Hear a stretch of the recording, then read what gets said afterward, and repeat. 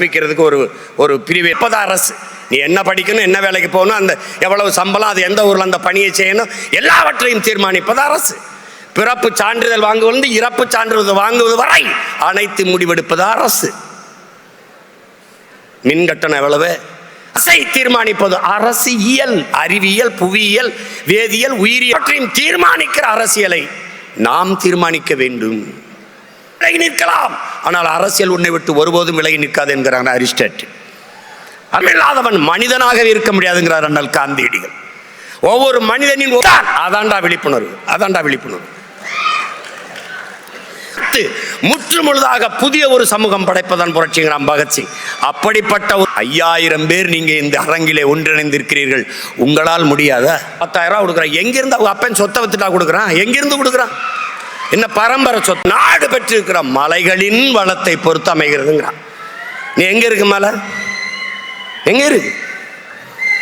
கண் முன்னே உன் நிலம் பாலைவனமாய் கொண்டிருக்கிறது என்பதை தெரியாது நீ தவித்துக் கொண்டிருக்கிறாய். ஒரு அறிவு சமூகம் சிந்திக்கணும். இன்னைக்கு அரசியல் எதுக்கு? படிக்கிற பிள்ளைகளுக்கு எதுக்கு அரசியல்? படிக்கிற பிள்ளைக்கு சினிமா அவசியமா இருக்குதா? படிக்கிற பிள்ளை அரசியல் பேசாம எவன் படிக்கிறது? கற்றவன் தான் மற்றவருக்கு வழிகாட்டணும். வேணாம் வேணாம் நீ விலகி நிக்கணும். அன்பு பிள்ளைகளே, அரசியலை விட ஆகச் சிறந்த கல்வி உலகத்திலே ஒண்ணும் கிடையாது. அரசியலை கற்பிக்காது கல்வியே இல்லை. பேசிக்கொண்டிருக்கும் போது நம்முடைய வேந்தர் ஐயா சொல்றாங்க, அடுத்ததுல இருந்து நம்ம தொடங்குறோம் அரசியல் கற்பிக்கிறதுக்கு ஒரு பிரிவை நம்ம தொடங்குறோம்னு சொல்றாங்க. அரசியல் படிக்கணும், அரசியல் பேசணும். ஏன்?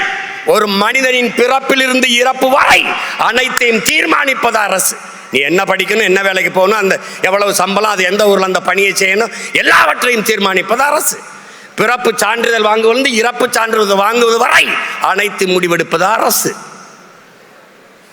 மின் கட்டணம் எவ்வளவு, அரிசி எவ்வளவு, பருப்பு விலை எவ்வளவு, எல்லாவற்றையும் நிர்வகிக்கிறது, முடிவெடுப்பது யார்? அரசு.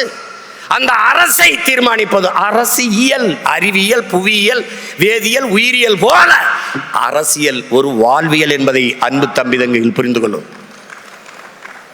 அப்ப எல்லாவற்றையும் தீர்மானிக்கிற அரசியலை நாம் தீர்மானிக்க வேண்டும். நாம் தீர்மானிக்கணும். அரசியல் வேண்டாம் என்று நீ விலகி நிற்கலாம், ஆனால் அரசியல் உன்னை விட்டு ஒருபோதும் விலகி நிற்காது என்கிறான் அரிஸ்டாட்டில். அரசியல் வேண்டாம் என்று நீ விலகி நின்றால் நீ யாரை வெறுக்கிறாயோ அவனுடைய ஆட்சியின் கீழே வாழ நேரிடும்ங்கிறான் பிளாட்டோ. அரசியல் என்ற எண்ணம் இல்லாதவன் மனிதனாகவே இருக்க முடியாதுங்கிறார் அண்ணல் காந்தியடிகள். ஒவ்வொரு மனிதனின் ஒவ்வொரு சொல்லிலும் அரசியல் பிறக்குதுங்கிறான் புரட்சியாளர் லெனின். அரசியல் வேண்டாம் என்று சொல்வது வானமே இல்லாத பூமியில் நான் வாழப்போகிறேன் என்று சொல்வதற்கு ஒப்பானது. மனித உடலில் இருந்து உயிரை பிரிப்பதும் மனித வாழ்வில் இருந்து அரசியலை பிரிப்பதும் ரெண்டும் ஒன்றுதான். அரசியல் பேசணும். வரிசையில் நின்று வாக்கு செலுத்துறது இல்லை தம்பி, அதில் அரசியல். 500,000 வாங்கிட்டு வாக்கு செலுத்துறது இல்லை அரசியல். ஒரு நாட்டின் எதிர்காலத்தை தீர்மானிக்கிற வலிமை மிக்க இயல் அரசியல். அதை புரிஞ்சுக்கணும். பேசு, அரசியல் பேசு.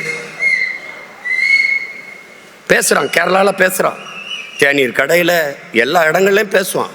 அதனாலதான் அங்க வாக்குக்கு காசு கொடுத்து வாக்கை வாங்கினார்கள் ஒரு செய்தியை காட்டு பார்ப்போம். இப்படிதான் இலவசத்தை அறிவிச்சுட்டு இருக்கானா? கேடுகட்ட சமூகமடா தம்பி, இது கேடுகட்ட ஆட்சி முறை. நீங்க ஆள் மாறுது, ஆட்சி மாறுகிறது. ஆட்சி முறை மாறுகிறதா? உடன் பிறந்தவனே, ஆட்சி முறை மாறுகிறதா? இந்த கட்சி வந்தாலும் சாராயம் இருக்குது, இந்த கட்சி வந்தாலும் சாராயம் இருக்குது. இவன் வந்தாலும் ஊழல் லஞ்சம், இவன் வந்தாலும் ஊழல் லஞ்சம்.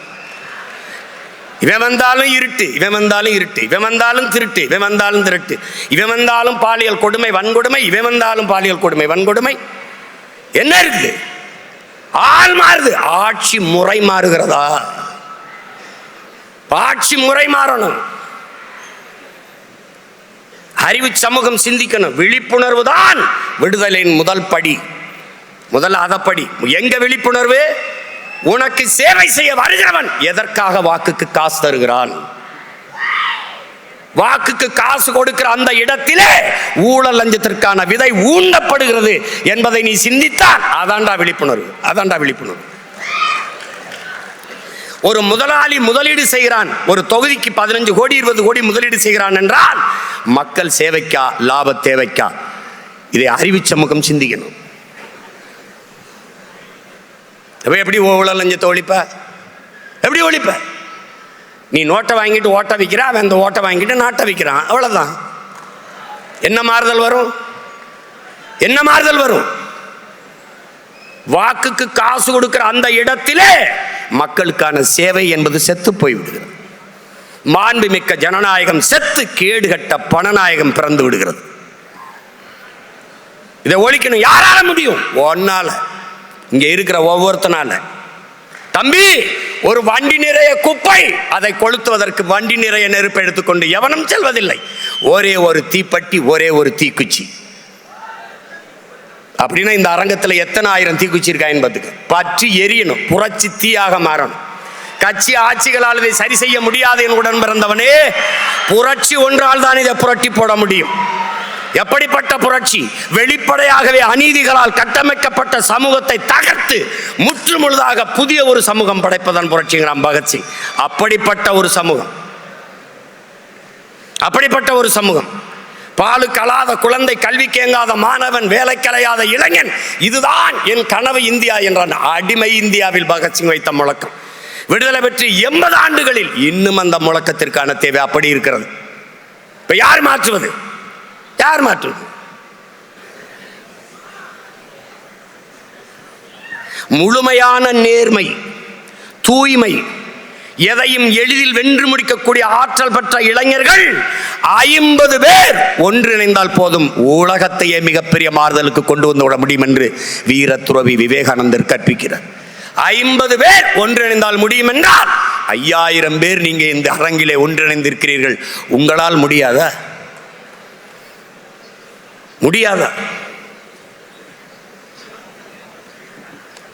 மாற்றம் என்பது எங்கிருந்து வரணும்? எனக்குள்ள இருந்து வரணும். என்னில் எந்த மாற்றத்தையும் ஏற்படுத்திக் கொள்ள முடியாத நான் சமூக மாற்றத்தை ஏற்படுத்த முடியாது. நீ இந்த உலகத்தை எப்படிப்பட்ட மாறுதலுக்கு கொண்டு வர விரும்புகிறாயோ அந்த மாற்றத்தை உன்னிலிருந்து தொடங்கு என்கிறார் அண்ணல் காந்தியடிகள். நான் எண்ணிலிருந்து, நீ உன்னிலிருந்து, நான் நம்மிலிருந்து தொடங்குவோம் மாற்றத்திற்கான தொடக்கத்தை.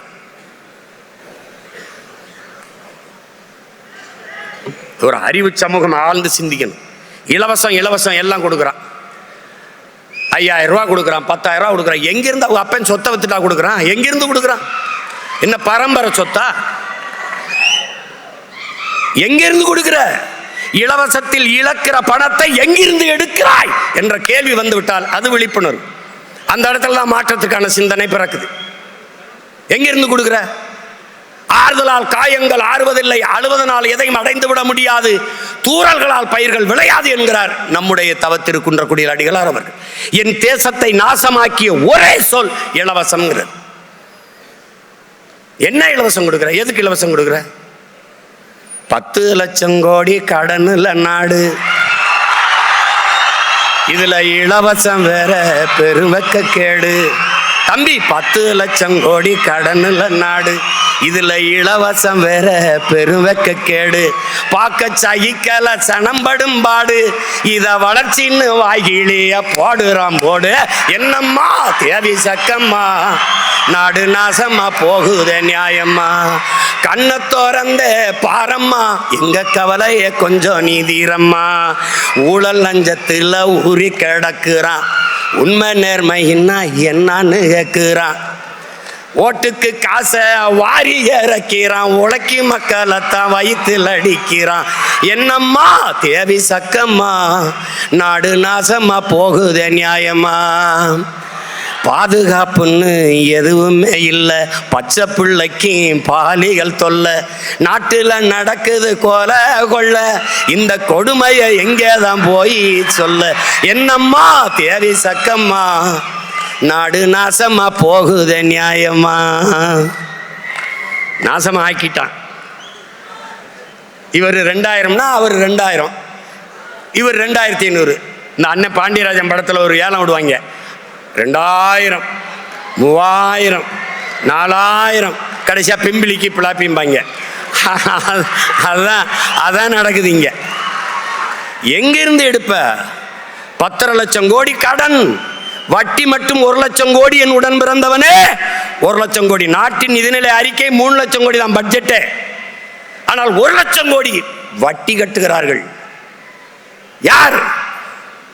ஒரு கடன் பெறுகிறவன் என்ன பண்ணுவா? உன்னை ஈடு கேட்பான். ஒரு அடமானமா சொத்தை கொடு, இல்லை கட்டடத்தை, எதை வீடு எதையாவது காட்டணும். இவர்கள் எப்படி கடன் பெறுகிறார்கள்? எப்படி? ஒன்று மண்ணின் வளத்தை வைக்கணும், இல்லை மக்களின் நலத்தை வைக்கணும். மக்களின் வரியை 3 முறை மின்கட்டணம் உயர்ந்திருக்கு இந்த ஆட்சியில் மட்டும். 3 முறை. சகிக்க முடியாத மின்கட்டண உயர்வு, சொத்து வரி உயர்வு. அப்புறம் இலவச பேருந்து. இப்படி இலவச பேருந்துனா 1 லட்சம் கோடி ஏற்கனவே அதில் கடன் இருக்கு, இழப்பு இருக்கு. இலவச பேருந்து யார் கேட்டது? தரமான பேருந்து தான் கேட்குறோம். அந்த பேருந்து ஓட்ட பாதை இருக்கா, சாலை இருக்கா, சாலையா இருக்கா, சவக்குழியா இருக்கா? யார் இதெல்லாம் கேட்கறது? யார் கேட்கறது சொல்லு. முன்னாடி ஒரு விளம்பரம் வரும், பைக் உந்தூர்ல இருக்குல்ல, அதுக்கான சாக்கப் சார், அதுக்கு ஒரு விளம்பரம் போட்டுருந்தான். இப்போ கூட வரும்னு நினைக்கிறேன். ஒரு பொம்பளை பிள்ளை என்ன பண்ணும், 4 குடத்தை அப்படி வச்சுக்கிட்டு நிற்கும். அவன் ஒருத்தர் மோட்டர் சைக்கிள் இப்படி வருவான், உந்தூரில் வருவான். வந்தவொடனே அது கையை காட்டும், ஏற்றிக்கிடுவான், குடத்தை பிடிச்சிக்கிறோம். அதாவது குண்டும் குழியுமா இருக்கிற பாதையில் கூட கீழே விழாமல் அந்த அப்படி குளிங்க அழகாக போகுதுன்னு சாக்கப் சார் விளம்பரம். இப்போ நம்ம கிட்ட சொல்ற பைத்தியக்கார பயல, பாதையை ரோடை ஒழுங்கா போடுறா, ரோடை ஒழுங்கா போடு. குண்டும் குழியுமா இருந்தா கூட பள்ளமேட்டில் கூட அப்படி விழாம அந்த வண்டி போகுதுன்னு விளம்பரம். எப்படி இருக்கு? எங்கே போகுது இந்த நாடு? எங்கே போகுது சொல்லு? 196 லட்சம் கோடி நம்ம நாடு, இந்திய நாடு பெற்றிருக்க கடன். பிறகு ஒவ்வொரு மாநிலமும் 10 லட்சம் 15 லட்சம் கோடிகளை பெற்றால் 500 கோடி கிட்ட வருது. என் அன்பு பிள்ளைகளே, ஒரு கடன் பெற்று கடன் சுமையை கட்ட முடியலன்னா வீடே விஷம் குடிச்சு செத்ததற்கு, தற்கொலை பண்ணி செத்ததற்கு வீடு. அப்ப நாடு கடன் ஆயினால் என்ன ஆகும்? ஏன் இதை அறிவு சமூகம் சிந்திக்கிறது இல்லை? இப்படி கடன் பெற்று இந்த 5 ஆண்டு கால ஆட்சியில் மட்டும் 4.5 லட்சம் கோடி கடன். கேள்வி என்ன? கடனை வாங்கி மின் உற்பத்தியில் தண்ணீரை வடைஞ்சிட்டீங்களா? தடையற்ற மின்சாரம் கொடுத்துட்டீங்களா? பயணிக்க நல்ல பாதையை போட்டீங்களா? ரோடு போட்டீங்களா? அருமையான போக்குவரத்தா? இல்லை என்ன கொடுத்துருக்கு? என்ன கொடுத்துருக்கு அரசு? எதையாவது ஒன்றை நாட்டு மக்களுக்கு நிறைவேற்றிருக்கிற ஒரு நலத்திட்டத்தை சிறப்பா ஏதாவது சொல்லு. ஒரு நாடு வளர்ச்சி என்று கட்டமைப்பதே கடனின் வளர்ச்சியைத்தான். வேற என்ன வளர்ச்சி இருக்கு? இவர்கள் கற்பிக்கிற வளர்ச்சி என்ன? நீ பட்னி எழுந்து செத்தினா கட்டையில் எரிக்காம கரண்ட்ல எரிக்கிறது வளர்ச்சி, டெவலப்பு. டெல்லியில் ஒரு இது வந்தது, நான் கூட போட்டு காட்டுறேன் பாரு இந்த வாட்டி. ஒரு அம்மா நிறுத்தத்தில் வண்டியை நிறுத்துது. ஒரு பிச்சைக்காரர் அப்படி கையேந்தி காசு கேட்குறாரு. அந்த அம்மா கேஷ் நகைங்குது, என்கிட்ட பணம் இல்லைங்குது, ஒன்லி கார்டு, அட்டை தாங்குது. உடனே அவர் பைக்கில் இருந்து ஒரு ஸ்வீப் மிஷின் எடுத்து அப்படி நீட்டுறாப்ல. அந்த அம்மா சிரிச்சுக்கிட்டே அப்படி கிழிச்சு விடுது, அட்டையை கிழிச்சு விடுது. பிச்சைக்காரன் ஸ்வீப் மிஷின் வச்சு பிச்சை எடுக்கிறதல்லடா தம்பி வளர்ச்சி, பிச்சைக்காரனே இல்லாத நாட்டை உருவாக்குவதா வளர்ச்சி. நம்ம எதை நோக்கி நகர்றோம்னு பாரு, எதை நோக்கி நகர்றோம்னு பாரு. இங்கே தேர்தல் அரசியல், கட்சி அரசியல் தான் செய்வார்கள். செயல் அரசியல் கிடையாது, மக்கள் அரசியல் கிடையாது இவர்கள்ட்ட. செய்தி அரசியல், விளம்பர அரசியல் தான் இவர்கள் செய்வார்கள். சேவை அரசியல், செயல் அரசியல் கிடையாது.